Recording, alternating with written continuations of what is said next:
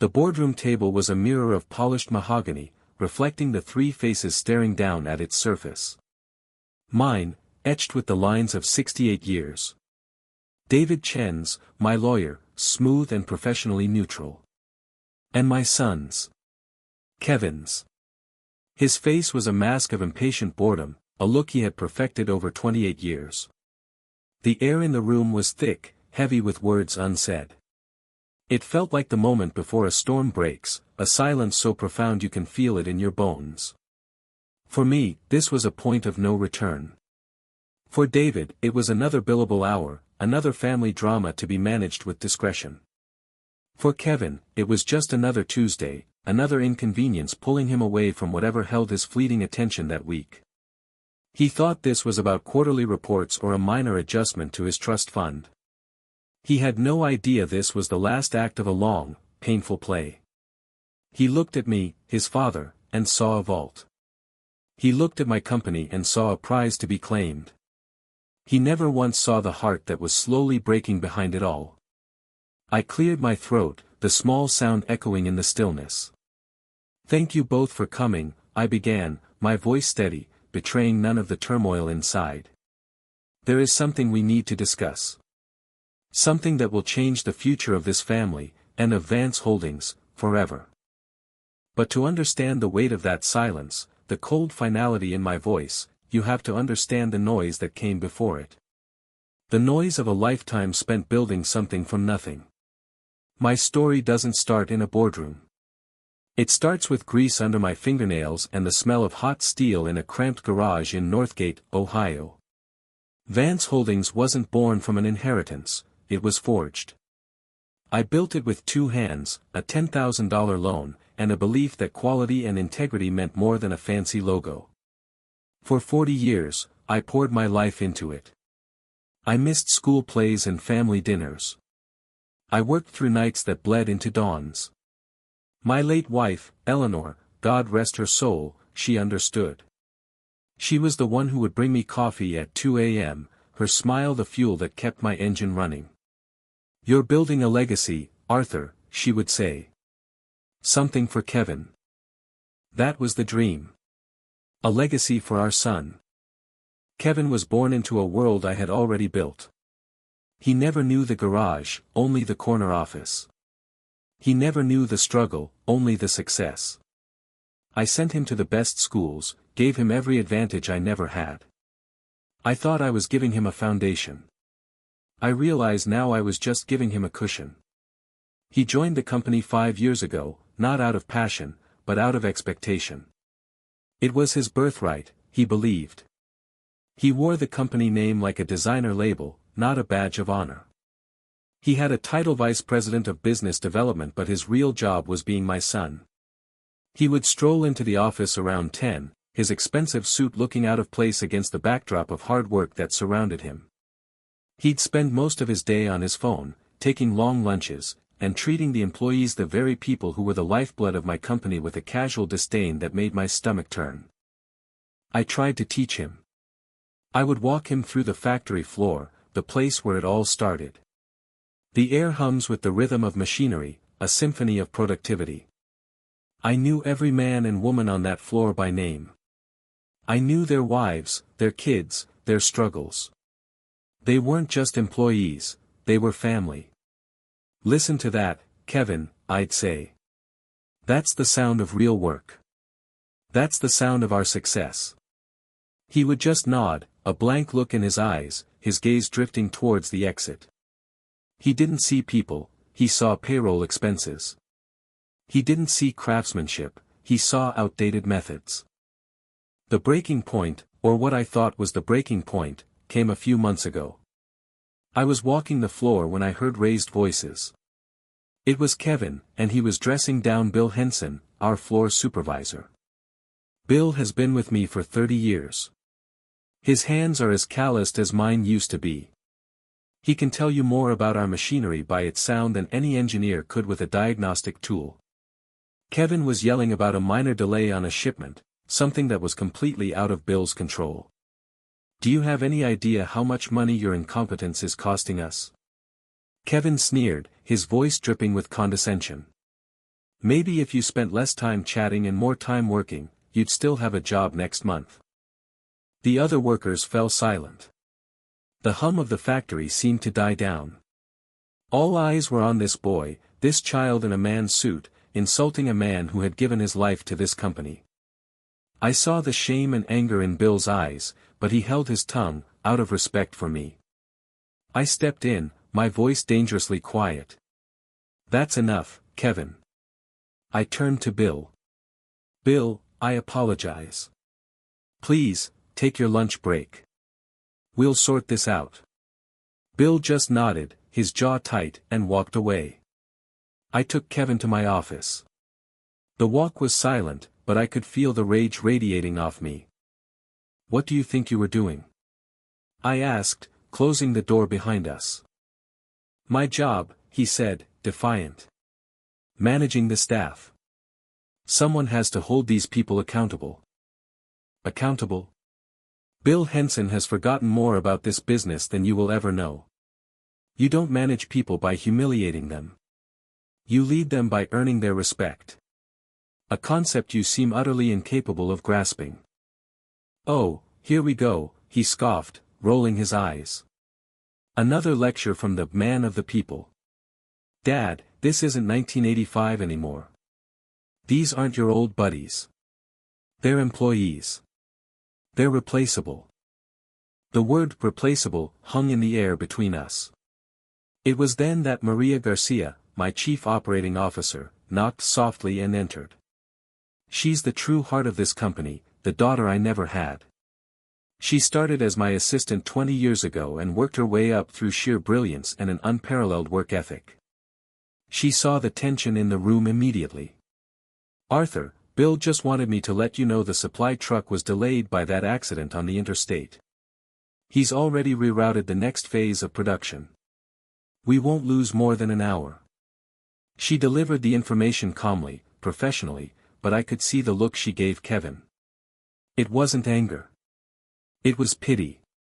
She had just done in 30 seconds what Kevin couldn't do with all his bluster: solve the problem. She excused herself, leaving Kevin and me in the suffocating silence once more. He looked embarrassed, but not for the reasons he should have been. He was embarrassed that she had undermined him, not that he had been a cruel, incompetent fool. I sank into my chair, the fight draining out of me. I just looked at him, really looked at him. I tried to see the little boy Eleanor and I had raised. The boy who loved building model airplanes and who cried when his dog got sick. Where did he go? When did his heart get so hard? "Your mother," I said, my voice barely a whisper. "She always believed in you. She always said you had a good heart, that you just needed to find your way." He flinched at the mention of her. It was the only time I ever saw a genuine crack in his armor. "Don't you dare bring her into this," he said, his voice low. "She's not here." He turned and walked out, slamming the door behind him. That night, I stayed late. The office was quiet, the sky outside a deep, bruised purple. I was sitting in my chair, the lights dimmed, staring at a picture of Eleanor on my desk. I was tired. Not just physically, but a deep, soul-level exhaustion. The hope I had clung to for so long was fraying. I was thinking about retiring, about maybe, just maybe, handing the reins to Kevin would be the thing that finally forced him to grow up. Maybe the weight of responsibility would mold him into the man he was supposed to be. I was deluding myself, I know that now. But a father's hope dies a very hard death. It was in that quiet moment of foolish hope that I heard it. Kevin's voice, coming from his office down the hall. He must have come back for something. The door was ajar. He was on the phone, and his voice was loud, arrogant, full of the false confidence he put on with his friends. I didn't mean to eavesdrop, but the words drifted down the empty hallway, clear as a bell. "No, man, I'm telling you, it's a gold mine," he was saying, laughing. "I just have to play the part of the dutiful son for a little while longer. The old man is looking more and more tired these days. I give it another year, maybe two." My blood ran cold. I couldn't move. I just sat there, frozen in my chair. The second he's gone, Kevin continued, his voice full of glee, I'm selling this whole rusty operation. Liquidate everything. Can you imagine? We're talking 9 figures, easy. I'm buying a yacht and we are sailing to the Mediterranean. No more waking up for these stupid meetings. No more pretending to care about a bunch of factory workers. There was a pause. He laughed again, a sound that was utterly devoid of warmth. Maria? That self-righteous busybody? She'll be the first one I fire. I'll do it myself, just for the fun of it. The old-timers like Bill? Gone. The whole place will be gutted. It's my money, my life. I've waited long enough. The words hit me not like a punch, but like a shard of ice lodging itself in my heart. Every hope I had, every excuse I had ever made for him, every memory of Eleanor telling me to be patient, it all shattered in that single, horrific moment. He wasn't just waiting for the company. He was waiting for me to die. My entire life's work, the legacy I built for him, was nothing more than a cash prize at the end of a race he was impatient to finish. The people I considered family, he considered disposable obstacles. He wasn't just going to run the company into the ground, he was going to dance on its grave. I didn't feel anger then. Not the hot, explosive kind. What I felt was a profound, chilling clarity. The kind of clarity that comes when a fever finally breaks. The delusions were gone. The foolish hope was extinguished. I saw my son for exactly who he was. A stranger with my last name. A parasite who had been feasting on my love and my legacy, waiting for the host to die so he could have it all. I stood up, my legs steady, my hands no longer shaking. I walked past his office, not even glancing in. He was still laughing on the phone with his friend, planning a future built on my death. I went back to my desk, picked up my phone, and scrolled through my contacts. My finger hovered for a moment over a name. David Chen. My lawyer. The man I was now staring at across the polished mahogany table. I pressed the call button. David, I said, my voice calm and resolute. It's Arthur. We need to talk. I'm making some changes. Big changes. The call with David was short and to the point. I didn't tell him everything, not then. I just said my perspective on the future of the company had undergone a fundamental shift. David, ever the professional, didn't pry. He's been my lawyer for 20 years and has seen me through contract disputes, acquisitions, and the painful process of setting up Eleanor's estate. He knows my moods. He could hear the steel in my voice. We scheduled a meeting for the following afternoon at his office, not mine. I didn't want any risk of Kevin overhearing. The next day was one of the longest of my life. I went to work and moved through the motions like an automaton. I nodded at employees, signed paperwork, and sat in meetings, but my mind was elsewhere. It was replaying my son's voice, that cheerful, cruel laughter. I'm selling this whole rusty operation.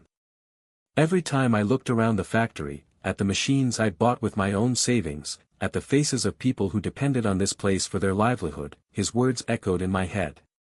He wasn't just planning to sell a company, he was planning to dismantle a community. To erase a lifetime of work for a fleeting good time. Kevin, of course, noticed nothing. He came into my office that morning, not to discuss business, but to complain.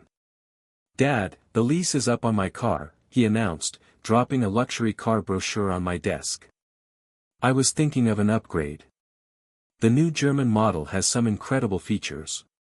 He pointed to a photo of a sleek, silver sports car that cost more than some of my employees made in 2 years. I just stared at the brochure. A week ago, I would have sighed and told him to talk to accounting. I would have begrudgingly approved it, telling myself it was a small price to pay for peace.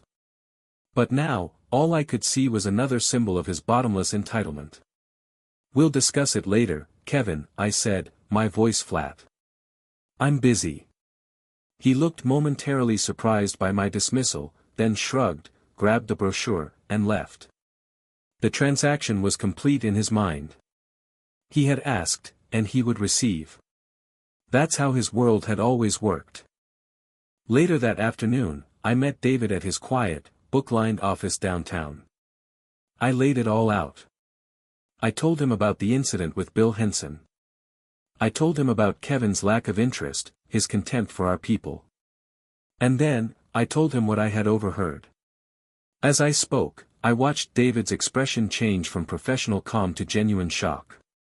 He took off his glasses and rubbed the bridge of his nose, a gesture I knew meant he was deeply troubled. "Arthur. Are you certain?" he asked, his voice soft. "There's no room for misunderstanding." "I wish there were, David," I replied, the weariness washing over me again. I heard him. He was celebrating my future death. He was planning to fire Maria and sell my life's work for a yacht. The word yacht sounded so absurd, so pathetic, coming out of my mouth. David was silent for a long time. He looked out the window at the gray Ohio sky. "All right," he said finally, turning back to me. "What do you want to do?"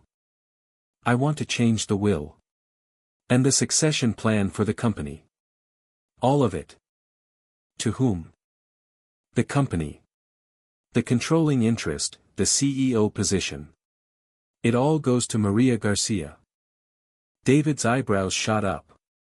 "Maria? Arthur, she's an employee, not family. A move like this will be explosive. Kevin will fight it with everything he has.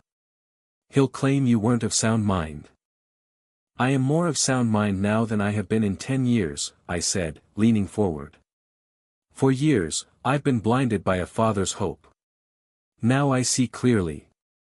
Who has been by my side for 20 years, working until midnight to close a deal? Maria. Who understands the heart of this company, the value of our people? Maria. Who deserves to lead it into the future? Maria." I paused, taking a breath. Kevin's name is on the building, but Maria's fingerprints are on the blueprints of its success. She's earned it. He has earned nothing. "And what about Kevin?" David asked, already making notes on a legal pad. "What does he get?" This was the part one had thought about all night. Disinheriting him completely felt like pure vengeance. And as much as he had hurt me, I wasn't a vengeful man. But he could not be rewarded for his greed. "He will get a lesson," I said. "When Eleanor died, we talked about starting a charitable foundation in her name. We never got around to it. I'm going to do it now. I will leave 10% of my personal estate to a new charity, the Eleanor Vance Foundation, dedicated to funding vocational training and education here in Northgate. It will be a legacy she would have been proud of. And the other 90%? It goes to Maria. So Kevin gets nothing. He gets the same thing I started with," I said. "Nothing. He has his health, a fancy education, and a network of wealthy friends. Let's see what he can build with that. Maybe he'll finally learn the value of a dollar when he has to earn one himself." David looked at me, a flicker of admiration in his eyes. "It's a bold move, Arthur. It's clean. Defensible. But it will be a war." "I know," I said. "That's why we need to be meticulous. Let's draw up the documents. All of them. The new will, the new corporate succession plan. I want everything ironclad." In the weeks that followed, I lived a double life. On the surface, I was the same Arthur Vance. I went to the office, managed the business, and maintained a civil, if distant, relationship with my son. He was still waiting for his new car, occasionally grumbling about the slow-moving bureaucracy, in accounting, by which he meant me. I told him the company was facing a cash flow review and couldn't justify such a large personal expense at the moment. The lie came easily. It was a flimsy excuse, but his arrogance made him believe it. He saw it not as of no, but as of not yet. Beneath the surface, I was working with David to build a fortress. We documented everything. We gathered years of performance reviews, Kevin's, which were filled with notes about his tardiness and lack of initiative, and Maria's, which were a glowing testament to her leadership and dedication. We updated corporate bylaws. We prepared sworn affidavits from other senior managers. We were preparing for the war David had predicted. During this time, I watched Maria more closely than ever. Not because I doubted my decision, but because every right thing she did affirmed it. One afternoon, I saw her on the factory floor, talking to a young machinist named Carlos. His wife had just been diagnosed with a serious illness. Maria wasn't talking to him like a boss, she was talking to him like a friend. She had her hand on his shoulder. She was telling him not to worry about his hours, that the company would work with him, that his family came first. She had already arranged for other machinists to cover his shifts and had HR working on advancing him some of his paid time off. She was protecting the company by protecting its people. That was leadership. It was a lesson I had tried to teach Kevin 100 times, a lesson that had never stuck. A week before the meeting, I decided to give Kevin one last, final chance. A test, though he wouldn't know it. I called him into my office. I put on the air of a tired, aging patriarch ready to pass the torch. "Kevin," I said, gesturing to the chair opposite my desk. "I'm thinking more and more about the future. About my retirement." His eyes lit up. The vulture inside him stirred. "Oh yeah," he said, trying to sound casual, but failing. "I want you to be ready to take over. But there are things you need to understand. The soul of this company is its people. That's what your grandmother always said. It's what your mother believed." He nodded impatiently. Right, the people. Of course. "I'm considering a new profit-sharing initiative," I lied. "A significant one. It would cut into executive bonuses, yours and mine included, but it would give every single employee, from the janitor to the supervisors, a real stake in our success. I want to know what you think." I watched him. I gave him the perfect opportunity to say the right thing. To fake it, even. To show me one shred of evidence that he was capable of being the man I needed him to be. He scoffed.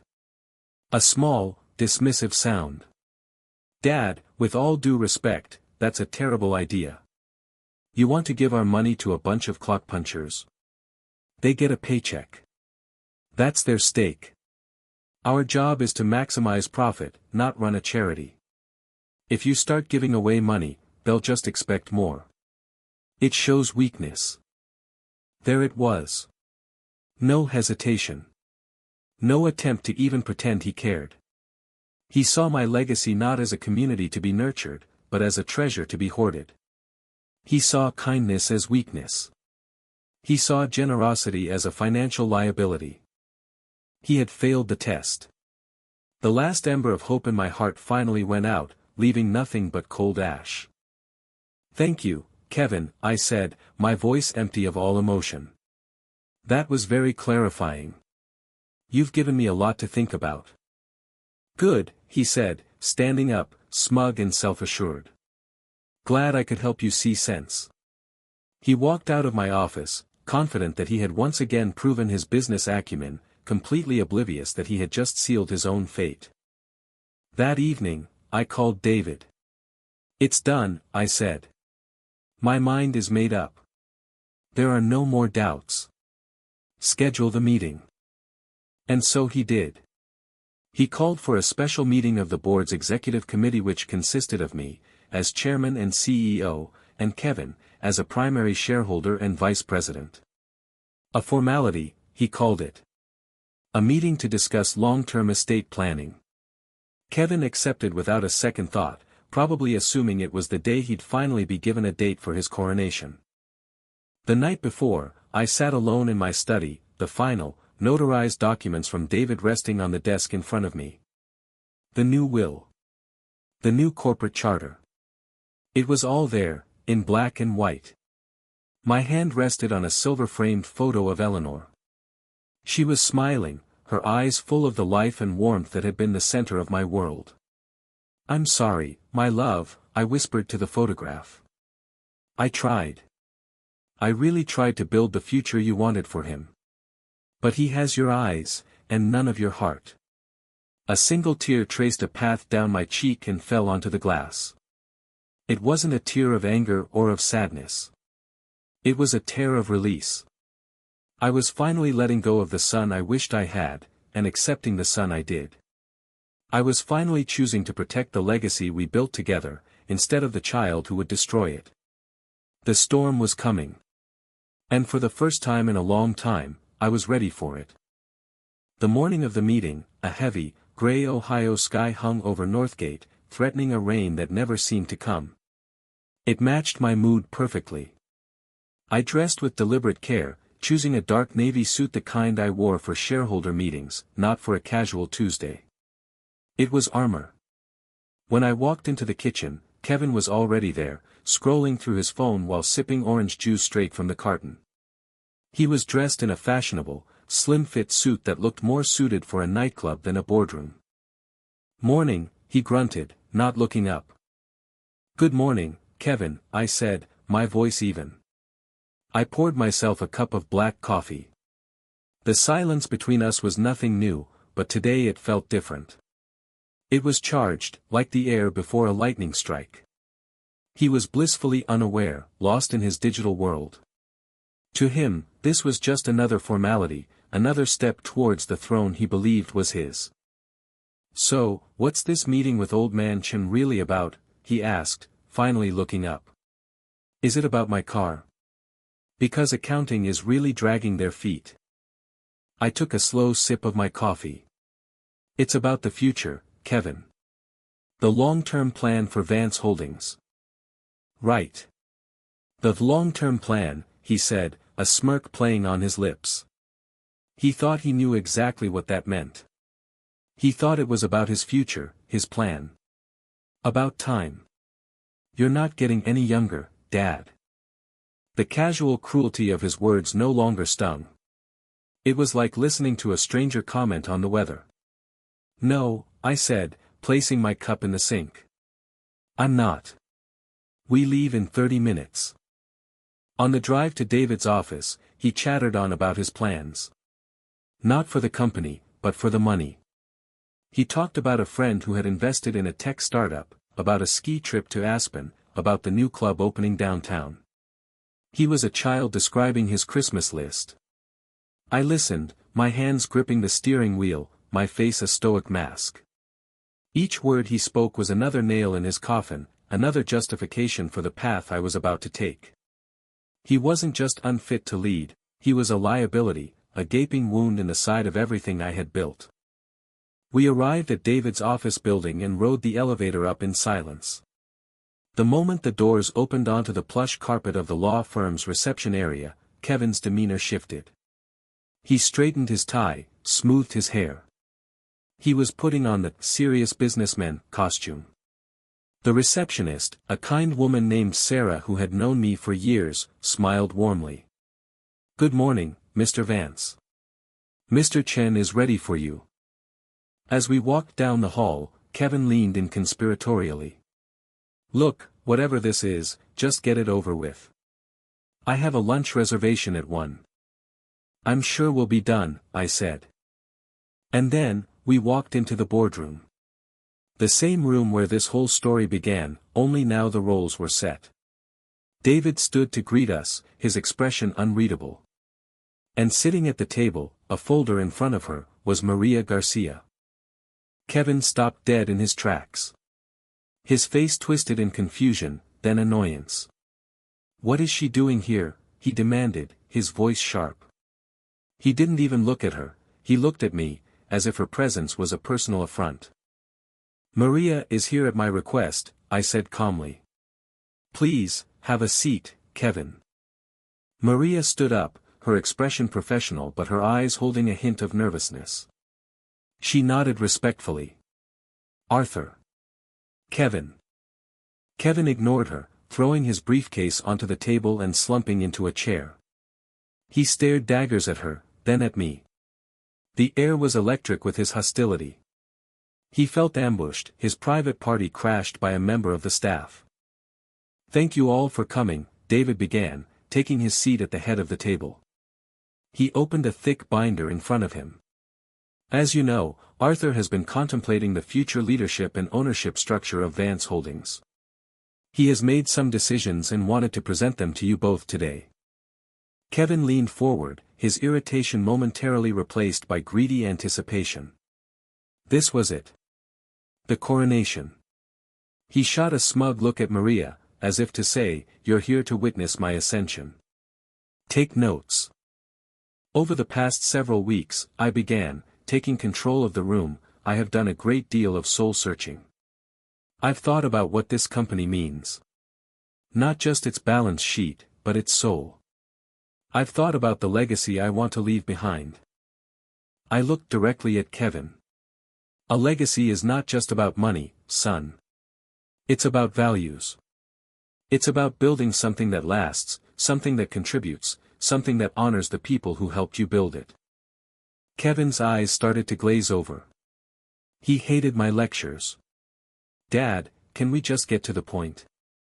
"This is the point, Kevin," I said, my voice turning to ice. "For 5 years, you have been a vice president at this company. In that time, I have tried to teach you these values. I have tried to show you that leadership is about service, not status. It is about responsibility, not privilege. It is a lesson you have failed to learn." His face flushed with anger. "What is this? An ambush? You drag me in here with her to insult me?" "This is not an insult. It is a statement of fact," I said, my gaze unwavering. "And Maria is here because she is central to the future of Vance Holdings. While you have been treating this company as your personal bank account, she has been its fiercest protector. While you have been disrespecting our employees, she has been earning their loyalty. She's a glorified assistant." Kevin spat, finally turning his fury on Maria. "She's a bean counter. She has no vision." Maria sat perfectly still, her hands folded on the table. She didn't flinch. She just looked at him with a quiet dignity that made his outburst seem even more childish. "Her vision," I countered, "is what has increased our operational efficiency by 30% over the last decade. Her vision is what secured the contracts that kept us afloat during the 2008 recession. Her vision is what every single employee on the factory floor trusts. And my vision," I paused, letting the words hang in the air, "is that she is the only person qualified to lead this company into the future." The color drained from Kevin's face. The smugness, the arrogance, it all vanished, replaced by a dawning, horrified comprehension. He looked from me to David, to the binder on the table, and then to Maria.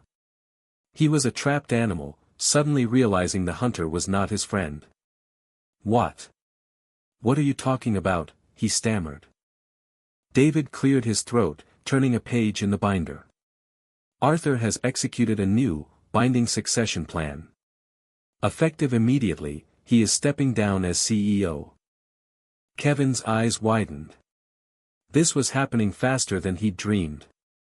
"The board," David continued, his voice a dispassionate drone, "has been instructed to appoint Maria Garcia as the new Chief Executive Officer of Vance Holdings."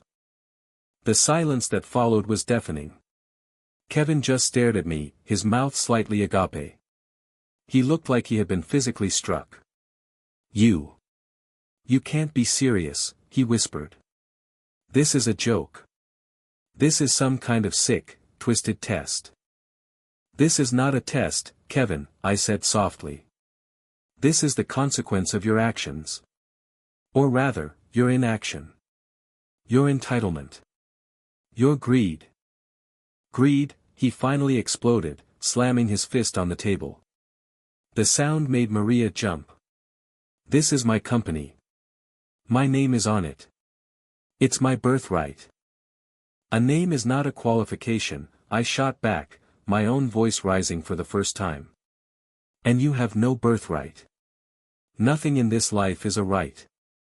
It is earned. I earned this company with my own 2 hands. Maria has earned her position with 20 years of sweat and dedication. Tell me, Kevin, what have you earned? Besides a new sports car you expect someone else to pay for. He was speechless. He opened his mouth, then closed it again. He looked utterly lost. Furthermore, David continued, relentless, Arthur has also finalized and executed a new last will and testament. He slid a document across the table toward Kevin. I believe you'll want to see this. Kevin stared at the document as if it were a snake. His hands trembled as he reached for it. His eyes scanned the first page, then the second. I watched his face cycle through a storm of emotions, confusion, disbelief, rage, and finally, a raw, wounded panic. He looked up from the page, his eyes wild. 90%. To her, he choked out, pointing a shaking finger at Maria. And the rest? To a charity? What about me? What do I get? I met his gaze. There was no triumph in me, only a deep, profound sadness. You get a lesson in humility, son.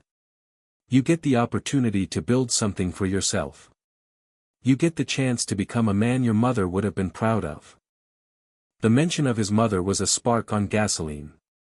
Don't you talk about her, he screamed, shoving himself away from the table, his chair clattering to the floor. She would have never let you do this. You're an old, senile fool. And you. He rounded on Maria, his face contorted in a mask of pure hatred. You're a thief. A conniving, backstabbing leech. You planned this all along, didn't you? Maria finally spoke, her voice quiet but firm, cutting through his tirade. Kevin, I never asked for any of this. I have only ever done my job and tried to honor the company your father built. Honor it? You're stealing it, he yelled. He turned back to me. I'll fight this. I will. I'll take you to court. I'll tell everyone you've lost your mind. I will burn this company to the ground before I let her have it. Do what you must, I said, my voice tired. But David has made sure everything is legally indisputable. We have documentation. We have witnesses. All you will do is waste your time and what little money you have left. He stood there, breathing heavily, trapped between a rage that had nowhere to go and a reality he couldn't accept. The boy who had everything was suddenly faced with having nothing. The world had been pulled out from under him, and he didn't know how to stand. He looked at me one last time, his eyes filled not just with hate, but with a flicker of something else. A desperate, pleading confusion. It was the look of a child who had just been told his father wasn't his father anymore. Then, the look hardened. He snatched his briefcase from the table. You'll regret this, he snarled, his voice a low threat. Both of you. And with that, he turned and stormed out of the room, slamming the door so hard the windows rattled. In the ringing silence he left behind, I let out a breath I didn't realize I'd been holding for 28 years. It was done. The storm had broken. And now, we had to deal with the wreckage. I looked at Maria. She was pale, her hands still clasped tightly on the table.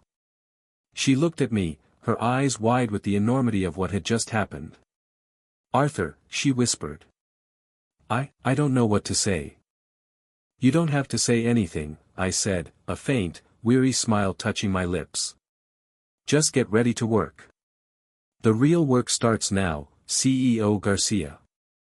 The silence that Kevin left in his wake was heavier than the one that had preceded the meeting. It was a vacuum, filled with the ghosts of his angry words and the sheer gravity of my decision.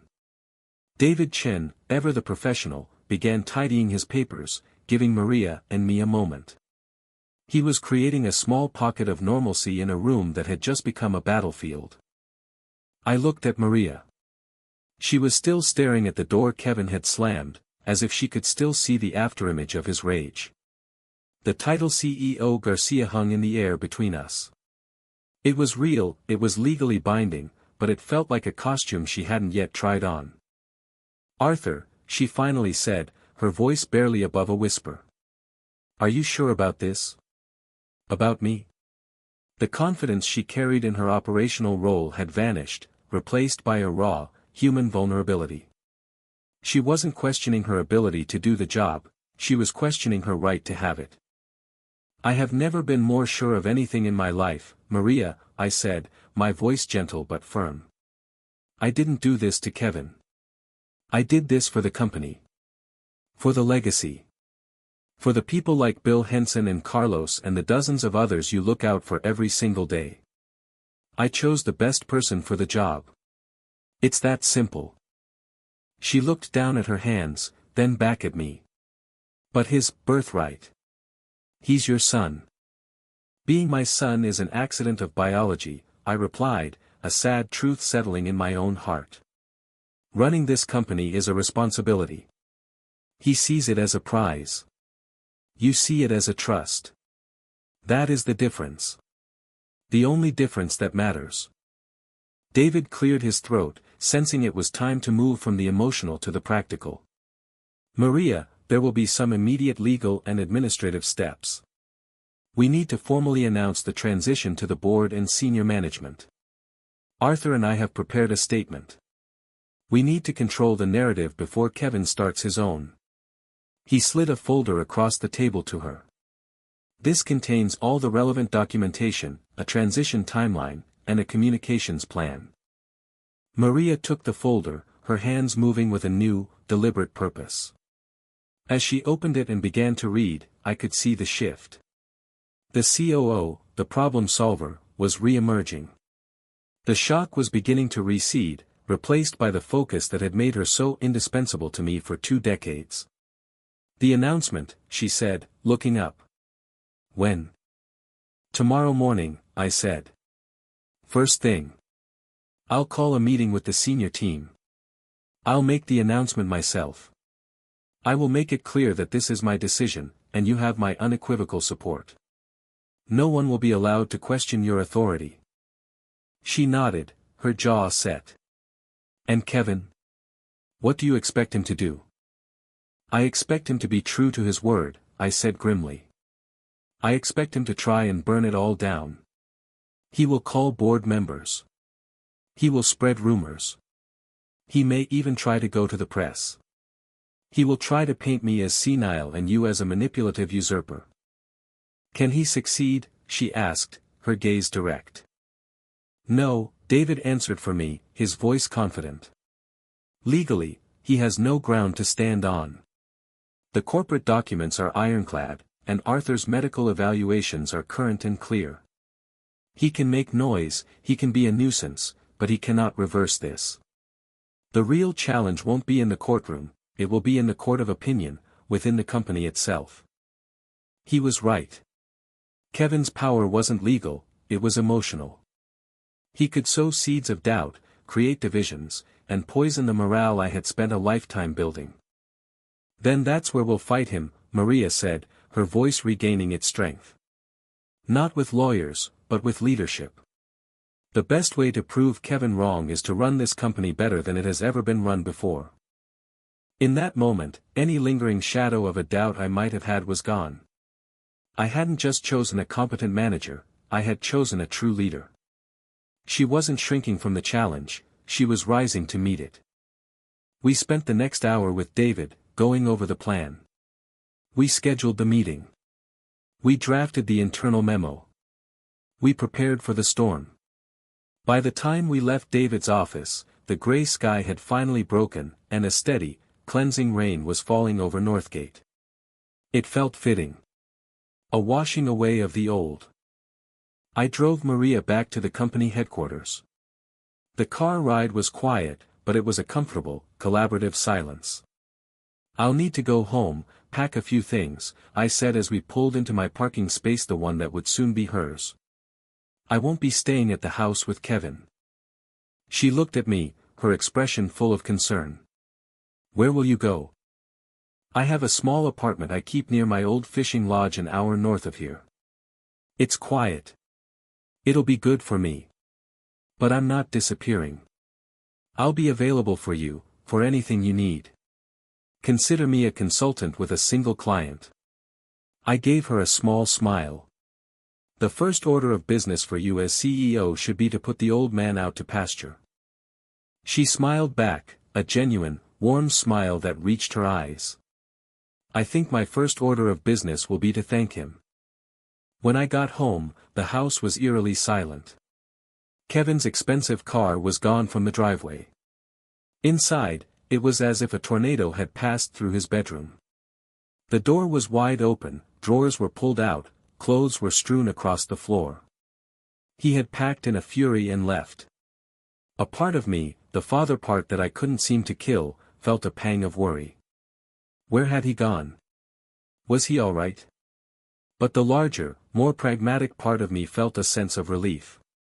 The first battle was over, and he had retreated. On his dresser, propped up against a bottle of overpriced cologne, was a single photograph. It was of him and me, taken about 15 years ago at a baseball game. We were both smiling, he had a smear of mustard on his cheek, and my arm was wrapped around his shoulders. It was from a time when hope was still easy, when the future seemed like a straight, bright line. Beneath the photo, he had scrawled a note on a torn piece of paper. The words were jagged, angry. You chose her over your own blood. You'll die alone, just like you deserve. I picked up the note. The words should have hurt. They were designed to be the ultimate wound, the final, sharp twist of the knife. But they didn't. All I felt was a hollow ache. He was wrong. I wouldn't be alone. I had the respect of my employees. I had the friendship of people like Maria and David. I had the memory of Eleanor. Kevin, in his blind rage, couldn't see that a family is more than just blood. It's loyalty. It's love. It's shared sacrifice. He had just burned the only bridge he had left, and he thought I was the one who would be left stranded. I folded the note and put it in my pocket. Then, I took the photograph. I looked at the smiling boy with the mustard on his cheek one last time, and then I laid the photo face down in an empty drawer. It was time to stop looking at the past. The future of Vance Holdings depended on it. I packed a small bag, took one last look around the big, empty house that had never really felt like a home, and walked out the door, not looking back. The next morning, I stood before my senior management team. The room was filled with familiar faces, people who had been with me for 10, 20, even 30 years. Maria stood beside me, poised and calm. The air was thick with curiosity. My sudden meeting request had set the rumor mill churning. I didn't waste time. Good morning, I began, my voice steady. I've called you all here today to announce a change in leadership at Vance Holdings. Effective immediately, I am retiring as CEO. A collective gasp went through the room. Murmurs rippled through the managers. I held up a hand for silence. I know this is sudden, but it's a decision I have come to after a great deal of thought about what is best for the future of this company. For 40 years, we have built something special here. Not just a profitable business, but a community. And that community deserves the best possible leadership to guide it forward. I paused, and turned to Maria. Which is why I am immensely proud to announce that your new Chief Executive Officer will be Maria Garcia.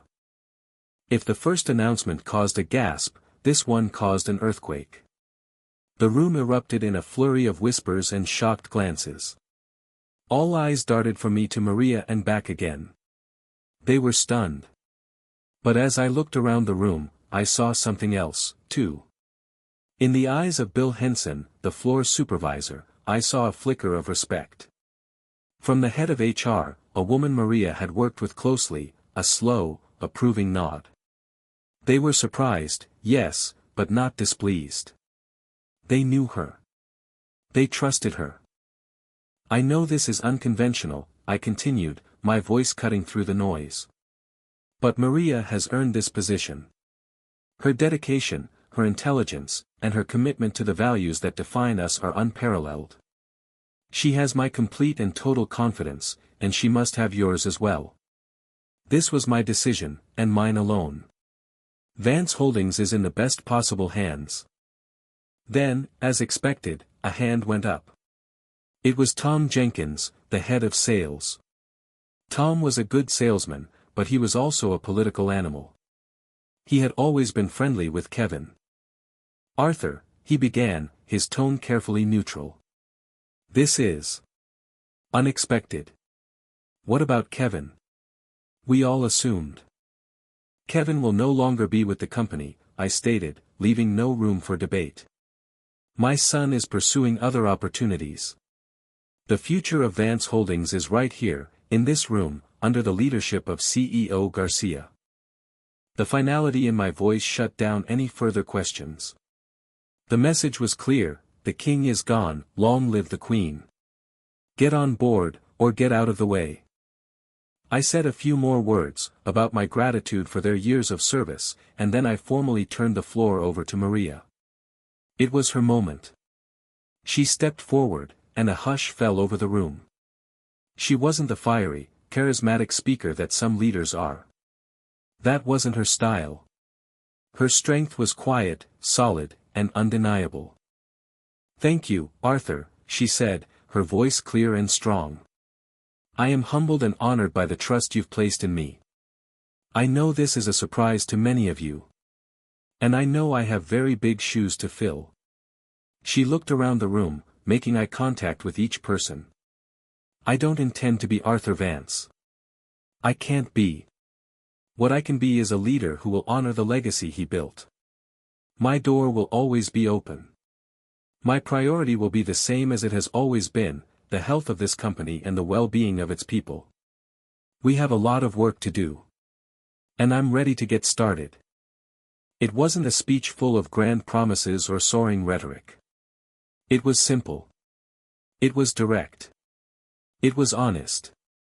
It was Maria. And as I watched my team, I saw the shock on their faces being replaced by a look of determination. They were ready. The transition wouldn't be without its bumps, but the foundation was solid. The heart of the company was strong. The war Kevin had promised was still coming. But that day, in that room, we had won the first, most important battle. We had won the people.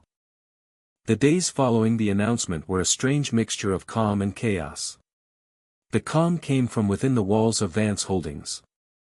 Maria stepped into her new role with a quiet authority that was instantly effective. She didn't make sweeping changes or grand pronouncements. Instead, she did what she had always done: she listened, she worked, and she solved problems. She spent her first week not in the corner office, but on the factory floor, in the accounting department, in the shipping warehouse. She met with every team, not as their new, intimidating CEO, but as Maria, the colleague they had known for years. She asked about their challenges, their ideas, their families. She wasn't asserting her power, she was reinforcing her connection. The effect was profound.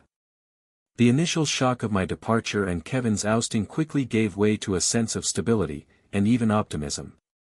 The employees saw one of their own at the helm, a leader who understood their work because she had worked alongside them.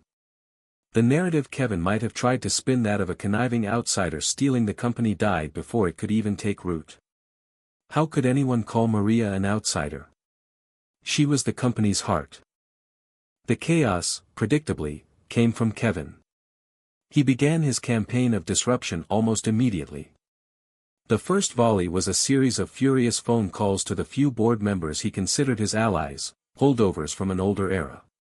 He painted a lurid picture of a father lost to dementia, manipulated by a scheming employee. He demanded they call for an emergency meeting, an independent review of my mental fitness. David Chen, however, had anticipated this. He had already briefed the entire board, providing them with the legal documentation and a summary of my recent, pristine medical evaluations. When Kevin's allies brought up his concerns, they were met with calm, factual rebuttals. His attempt to stage a boardroom coup fizzled out before it could even begin. Frustrated, he grew more desperate. His next attack was more public. A week after the announcement, an article appeared on a local business blog. The headline was sensational: "Family Feud Rocks Vance Holdings, founder's son ousted in shocking power grab. The article, quoting an anonymous source close to the family, was full of Kevin's skewed version of events. It described me as ailing and erratic and Maria as an overly ambitious COO who has long had her sights on the top job. It talked about the sanctity of family legacy and implied a dark, manipulative conspiracy.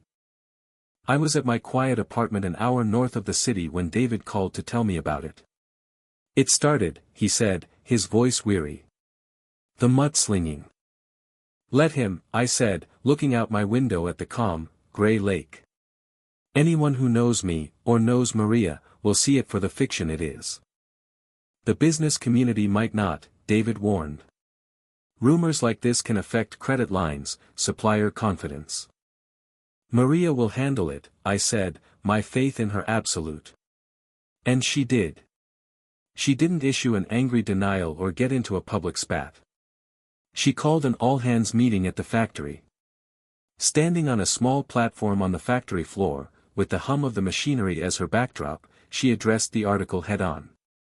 Some of you may have seen a story online today, she said, her voice amplified by a small microphone. It says some unpleasant things. It's meant to create drama and doubt. It's meant to distract us. I'm not going to waste our time refuting lies. Our work will be our refutation. The quality of what we produce, the strength of our team, the success of this company, that will be our answer. She paused, her gaze sweeping over the faces of the workers. This company is not about one family's name. It's about all of our families. It's about the paychecks that support them, and the pride we take in what we do here. Now, let's get back to work and show them what Vance Holdings is really made of. The workers erupted in applause. It wasn't just a cheer for their new CEO, it was a cheer for themselves, a defiant roar against the outside noise. A video of her short, powerful speech, filmed on someone's phone, was posted online by one of the employees. It quickly garnered more views and positive comments than Kevin's flimsy news article. He had tried to light a fire, but Maria had used the match to light a beacon instead. Kevin's frustration mounted. His calls stopped being returned. His attempts to sow discord were failing. He was becoming irrelevant, a ghost haunting the edges of a company that had already moved on without him. And that, I suspect, is what drove him to his next, more personal, and far crueler attack. It happened about a month into Maria's tenure as CEO. She was having a banner month. She had just secured a major new contract, one Kevin had claimed was impossible to land. Morale was high, and productivity was up. I was settling into a quiet rhythm of retirement, enjoying the peace, consulting with Maria by phone a few times a week. I was proud. I felt a sense of peace I hadn't felt in years. One afternoon, I was walking by the lake when my phone rang. It was Maria. Her voice was strained, tight with an emotion I couldn't place. Arthur, she said. I think you need to come back to Northgate. There's something you need to see. What is it? Is everything all right? It's about Eleanor's foundation, she said, and I heard her voice break. Please come. The hour-long drive back to the city was filled with a cold dread. The Eleanor Vance Foundation was the one part of my plan that was purely positive, a tribute to my late wife's generous spirit. It was meant to be a symbol of hope and rebuilding. What could Kevin possibly have done to that? Maria met me at the office. She looked tired, and her eyes were full of a quiet fury. She didn't say much, she just handed me a tablet. On the screen was another online article, this one from a sleazy gossip website. The headline was sickening. Charity a sham? Vance Family Foundation linked to founder's late wife's secret past. My hand started to shake as I read. The article was a vile piece of character assassination, not against me, but against Eleanor. Quoting the same anonymous source, it was filled with fabricated stories and twisted half-truths. It claimed Eleanor had come from a troubled family and insinuated that she had married me for my money. It dredged up a minor, long-resolved financial issue her late father had faced decades ago and spun it into a tale of family disgrace. It painted her as a social climber and implied that the foundation I had created in her name was nothing more than a way to launder a tainted family history. It was Kevin's masterpiece of cruelty. He couldn't hurt me in business, so he had decided to desecrate a memory. He had taken the purest thing I had left me, love for my wife, and tried to defile it. The article was baseless, absurd, and easily disproven by anyone who had ever known Eleanor. But that wasn't the point. The point was to cause pain. The point was to wound me in a place where no legal document or corporate strategy could protect me. I felt a rage so pure and so cold it almost took my breath away. It was a father's rage, but not for the son he had, but for the wife he had lost. He did this, I whispered, my voice hoarse. I'm so sorry, Arthur, Maria said, her hand resting on my arm. It's disgusting. He's trying to tarnish her name, to discredit the foundation, to make it seem like the money I inherited should have been his. But I knew it was more than that. This wasn't strategy. This was pure, spiteful revenge. This was his way of screaming, if I can't have the legacy, I will destroy it. He was attacking the very memory that had been the moral compass of my life. He was attacking the woman who had given him life. For the first time since this whole ordeal began, I felt a flicker of doubt. Not in my decision, but in my ability to withstand the fallout.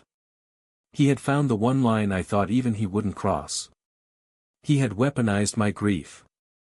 The quiet peace of my retirement shattered, replaced by the howling grief he had so callously reawakened.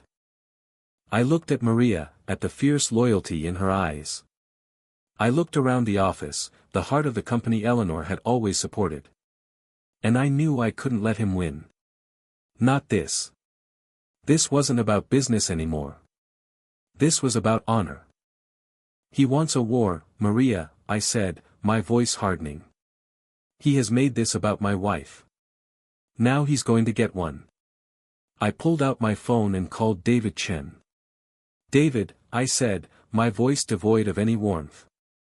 I need you to find out where Kevin is living. And I need you to find out everything you can about his new friends and his investments. Spare no expense. I'm done being reactive. It's time we went on the offensive. Kevin thought he had landed a fatal blow. He thought he had broken my spirit. He was wrong. He had just reminded me exactly who I was fighting for. I wasn't just fighting for a company anymore. I was fighting for Eleanor. The attack on Eleanor's memory changed the nature of the conflict. It was no longer a corporate chess match, it had become a deeply personal war. The cold, calculated anger I felt was a fuel I hadn't accessed in years. Kevin had crossed a sacred line, and in doing so, he had stripped away any last vestige of paternal sentiment I might have harbored. He was no longer just a disappointing son, he was an adversary who needed to be defeated. While David's private investigators began digging into Kevin's new life, Maria and I focused on our counteroffensive. Kevin's strategy was to attack our character, ours would be to reinforce it with undeniable truth. The slander against Eleanor could not be left to fester in the dark corners of the internet. It had to be exposed to the light. We decided to officially launch the Eleanor Vance Foundation with a public event. It would not be a quiet, somber affair. It would be a celebration of her life and her spirit, held at the Northgate Community Center, a place she had often volunteered. We invited local leaders, community members, and the press, not the gossip bloggers, but the legitimate journalists from the city's most respected newspaper and television stations. Maria took the lead in organizing the event, pouring the same meticulous energy into it that she did for a major product launch. But this was different. This was personal for her, too. Eleanor had been a mentor and a friend to a young Maria just starting out at the company. She was fighting for her memory as fiercely as I was. In the week leading up to the event, I did something I hadn't done in a long time. I went through old photo albums, boxes of letters, and home videos. I was searching for the real Eleanor, the one I wanted the world to see.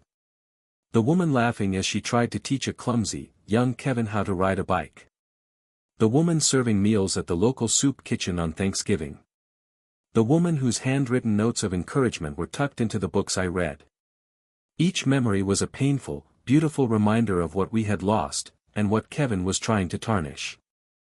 We created a short film for the event. It wasn't a corporate video. It was a tribute. It featured interviews with her oldest friends, with people she had helped through her quiet acts of charity, with former employees who remembered her kindness. I sat for an interview, speaking not as a CEO, but as a husband. I told the story of how we met, of her unwavering belief in me when Vance Holdings was just a dream in a dusty garage. My voice cracked as I spoke, but I didn't care. I wanted people to see the real story, to feel the truth of the love that had been the foundation of my life. The night of the event, the community center was packed. The mood was warm, respectful. Maria had done an incredible job. The room was filled with flowers, with photos of Eleanor, with the soft sound of her favorite classical music. It felt less like a media event and more like a collective embrace. Maria opened the evening with a short, heartfelt speech. Eleanor Vance believed in the power of community, she said. She believed that success wasn't measured by what you have, but by what you give. This foundation is not about memorializing a death. It's about continuing a life's work. Her work. Then, we played the film. As the images of Eleanor flickered across the screen, a reverent silence fell over the room. People laughed at her funny moments, and I saw more than a few people wiping away tears during the more poignant parts. When my own face appeared on screen, talking about our life together, I felt 1,000 pairs of eyes on me, but I wasn't an exhibit. I was a man sharing his heart, and they were listening with theirs. When the film ended, there was a moment of profound silence, followed by a wave of warm, sustained applause. The gossip article hadn't just been refuted, it had been rendered obscene and irrelevant. You could not watch that film and believe a single word of Kevin's poison. I went to the podium and announced the foundation's first official act, a $1 million endowment to fund vocational scholarships for Northgate's youth. The check, a comically oversized one, was presented to the mayor. The press took photos. The narrative was ours now. It wasn't about a family feud anymore. It was about a legacy of generosity triumphing over bitterness and greed. The next day, the coverage was everything we could have hoped for. The city's main newspaper ran a front-page story with the headline, "A Legacy of Hope, Vance Foundation Honors Founder's Late Wife with $1 million Pledge." The story celebrated Eleanor's life and the foundation's mission. Kevin's slander was mentioned only as a footnote, a discredited rumor that had been forcefully rebutted by a community's collective memory. We hadn't just won, we had erased his attack from the public record. It was in the midst of this small victory that David's investigators delivered their report. It was a thick manila folder, and its contents were more pathetic than shocking. Kevin wasn't living a life of glamorous rebellion.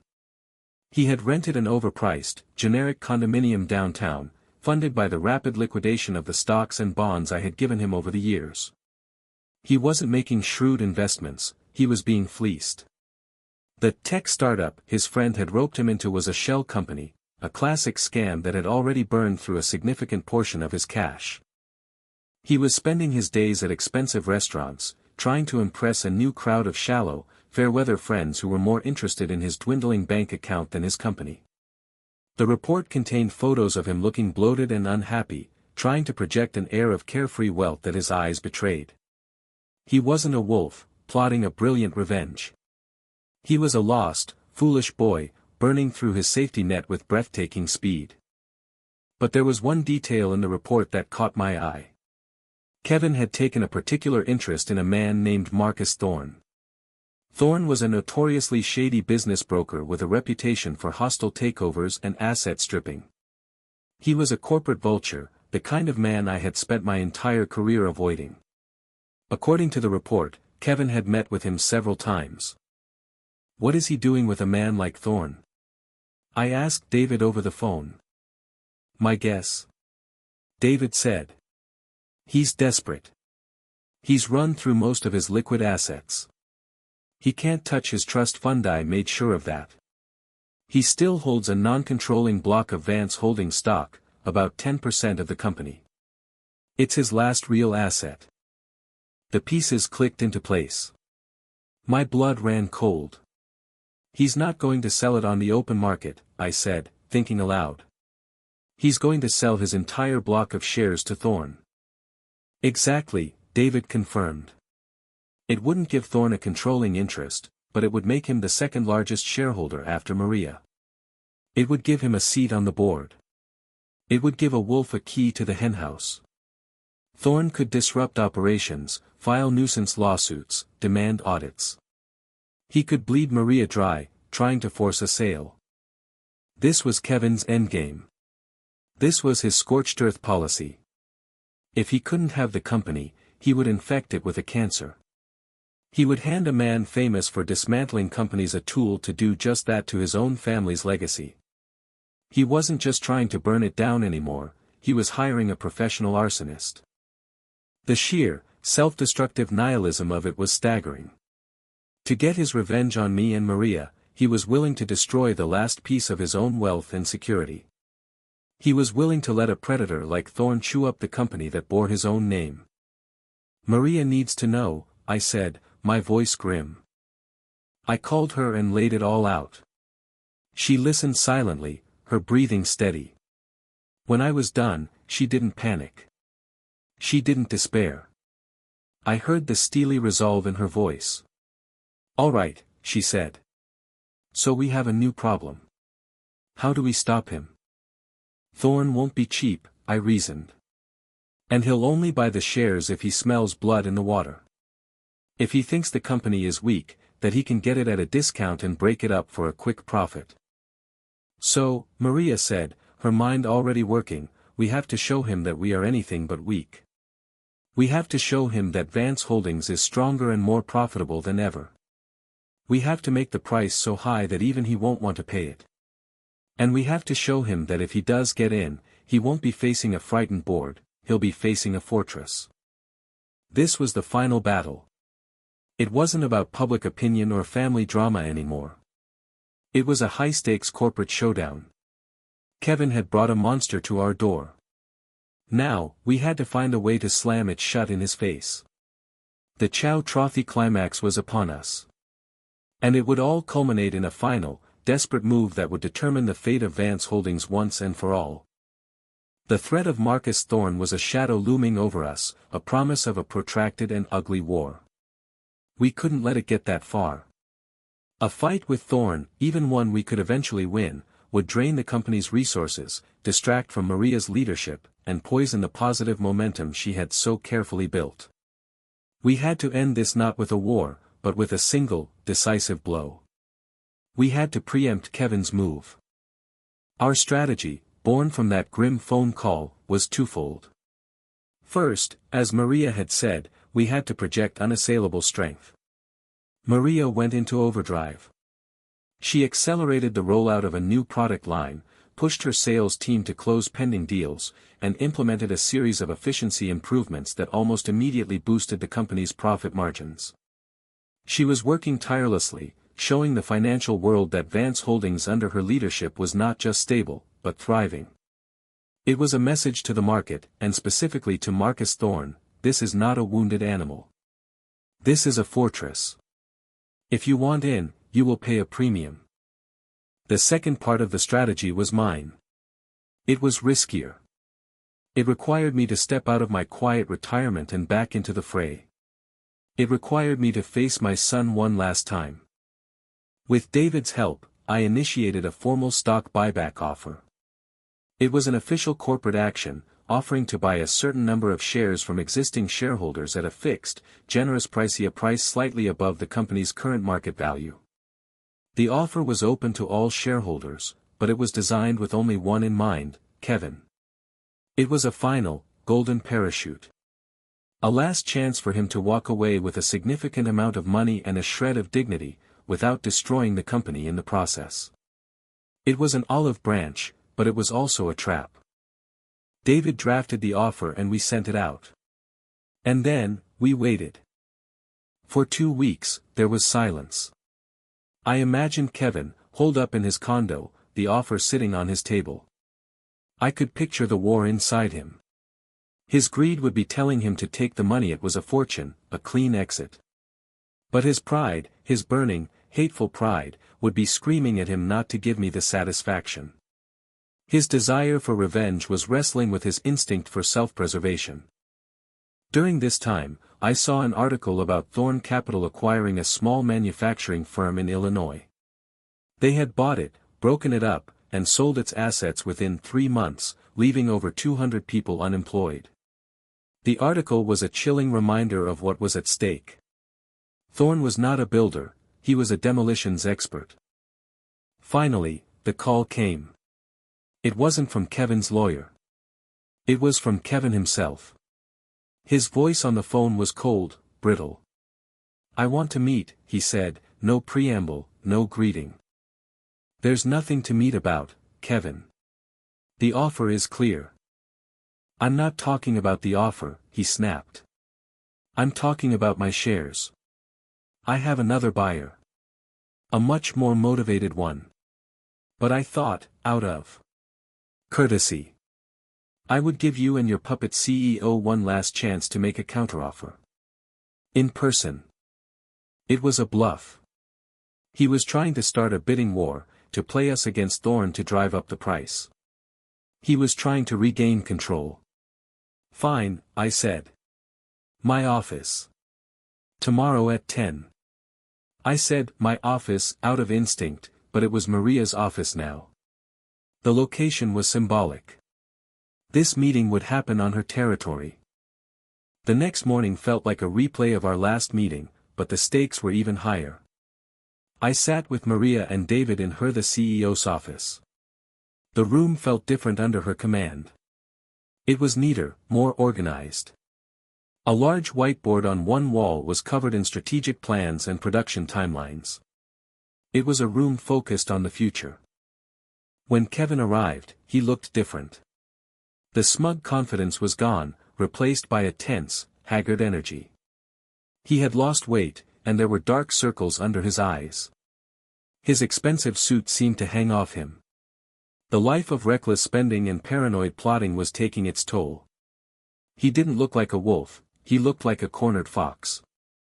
He walked in and pointedly ignored Maria and David, speaking only to me. "Let's make this quick," he said. "I have a standing offer for my entire block of shares. It's a good offer. A strategic one. My buyer sees a lot of untapped potential in this company. Fat that could be trimmed." The threat was clear. He was talking about firing people. He was talking about dismantling everything. "The man's name is Marcus Thorn," I said, my voice flat. "We know who he is, Kevin.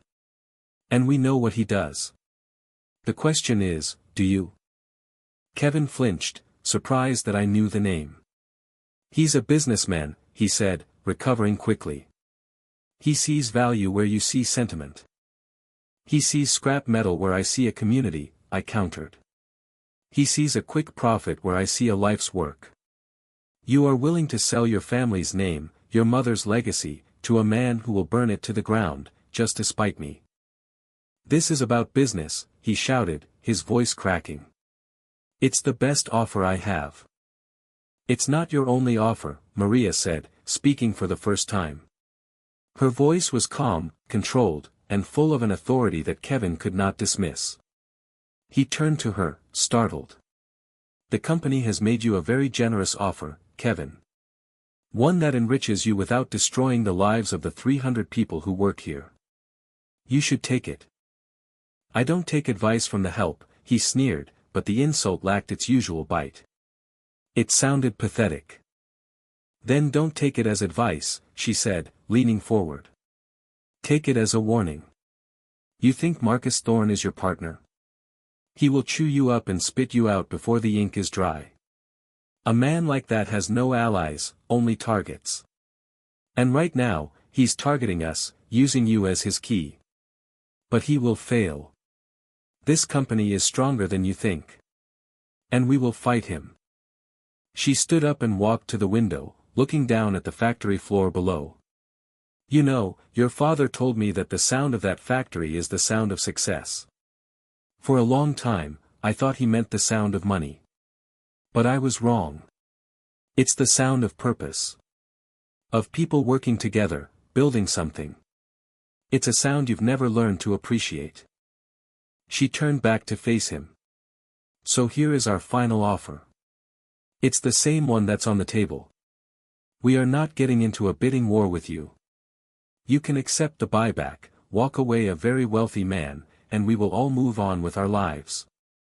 Or, you can sell to Thorne. And I promise you, we will tie him up in legal battles and proxy fights for the next decade.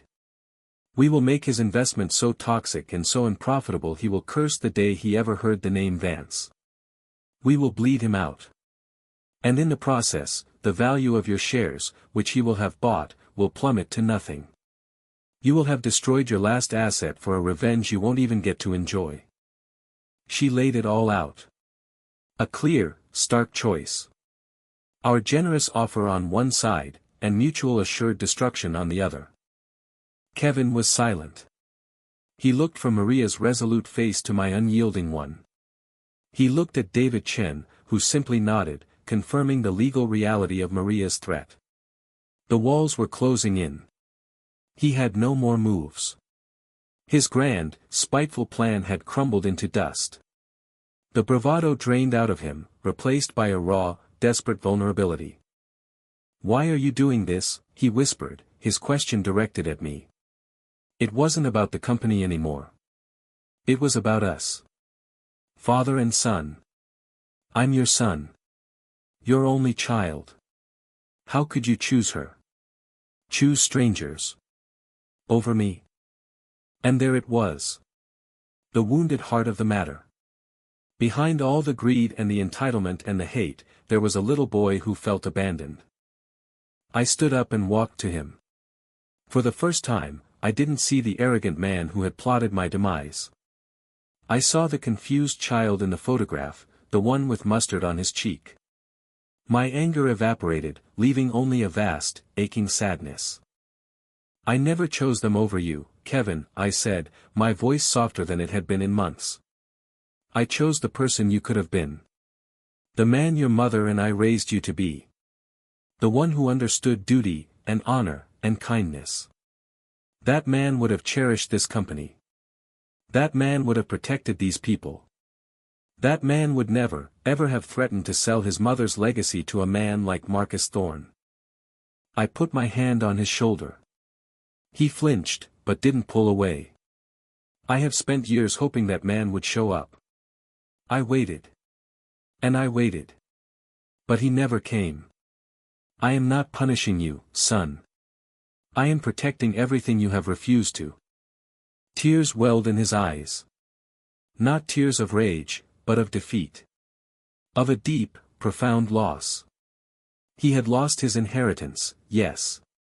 But in that moment, I think he finally understood that he had lost something far more valuable. He had lost his father. He had lost himself. He slumped into a chair, his face in his hands, and for the first time in his adult life, he wept.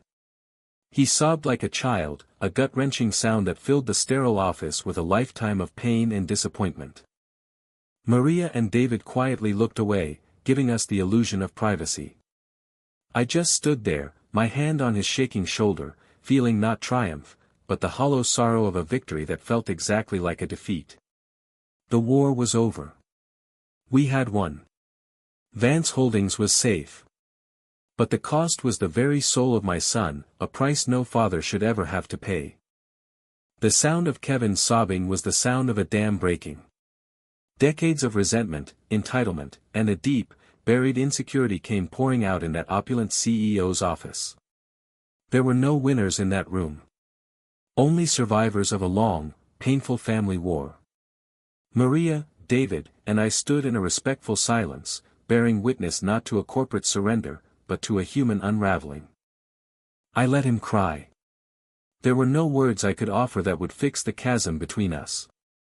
The damage was too deep, the wounds too old. After what felt like an eternity, his sobs subsided into ragged breaths. He wiped his face with the sleeve of his expensive suit, looking small and broken. He didn't look at me. He looked at David Chen, his voice hoarse and defeated. "Draw up the papers," he mumbled. "I'll take the buyback offer." David simply nodded. "I'll have them for you by the end of the day, Kevin." Kevin stood up on shaky legs. He wouldn't meet my eyes. He wouldn't look at Maria. He just turned and walked toward the door, a man who had entered with a hollow swagger and was now leaving with an even emptier soul. He paused at the doorway, his back to me. "The things I said about Mom," he choked out, the words barely audible. "I'm sorry." It wasn't a full apology. It wasn't a plea for forgiveness. But it was a crack of light in a dark room. It was the first truly honest thing he had said in years. "I know, son," I said softly. And then he was gone. The door clicked shut, leaving a silence that was heavy with grief, but no longer with tension. The war was officially over. In the weeks that followed, the transition became a reality. Kevin signed the papers, the funds were transferred, and his connection to Vance Holdings was formally and permanently severed. True to his word, David's investigator confirmed that the deal with Marcus Thorne was dead. We had saved the company. I didn't return to my quiet lakeside apartment. There was something left to do. I had won the battle for my company's future, but I realized the healing couldn't begin until I addressed its past. I moved back into the big, empty house. It was no longer a place of conflict, but a museum of memories I needed to sort through. I spent my days packing up Kevin's old room, boxing up toys and trophies from a life that felt like it belonged to someone else.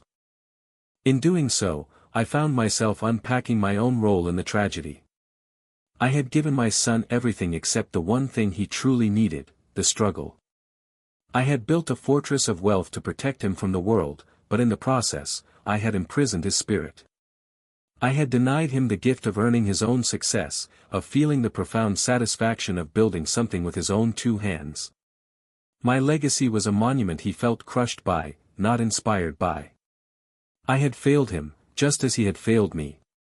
It was a shared failure, a quiet truth I finally had the courage to face. Maria, in the meantime, was flourishing.